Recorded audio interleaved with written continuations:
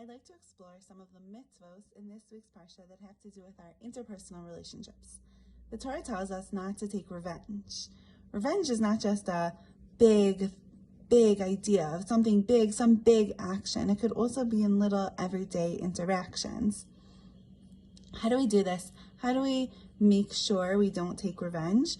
So I think the core of it is becoming a person who isn't looking to take revenge, that we don't take things so personally. So how do we do that?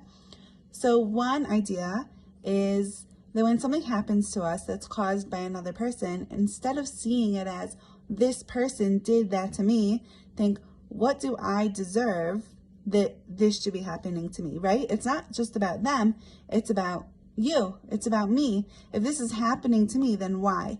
So for example, last night, I'm about to go to bed and I check the back door to make sure it's locked. And what do I see right outside my door? I heard a little noise.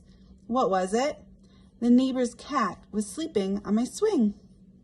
I'm allergic to cats. I wish I liked them more, but I'm very allergic, so I was not thrilled about them sleeping on my swing. So here the Torah is telling me, love your neighbor as yourself.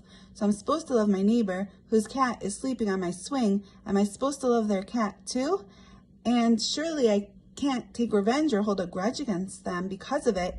So I think to myself, what am I doing that I deserve that their cat should be sleeping on my swing? What's the message for me? Another idea of how not to take revenge. The Torah says right afterwards, right after not taking revenge is this idea of love your neighbor as yourself.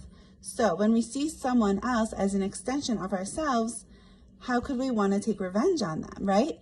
If you're cutting a pepper and God forbid the knife slips and let's say you nick your finger on your other hand. I'm a lefty, so I cut with my left hand. Let's say this happened the other day. I was cutting something and the knife, thankfully I didn't get cut, but it hurt my thumb a little bit on my right hand. Is my right hand going to go take the knife and now hurt the left hand? No, of course not, because we're one and the same. So too, as people, we're really one and the same. And the more we give to other people, the more we can feel that and express that. And the more of a reality it becomes that why would I hurt someone else? Because we're part of this one complete whole. And lastly, one more idea is how can we love our neighbor as ourselves? How can we practically do that? Here's another way to go about it is this idea of loving yourself. How do I love myself?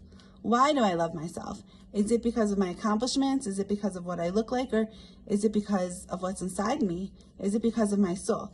If we recognize ourselves and we connect to ourselves as a spiritual piece of God and knowing that that's what we are, then that same piece, if I can love that piece within myself beyond the physicality, which I may or may not love, then I can realize that everyone else also has that same spiritual piece within them.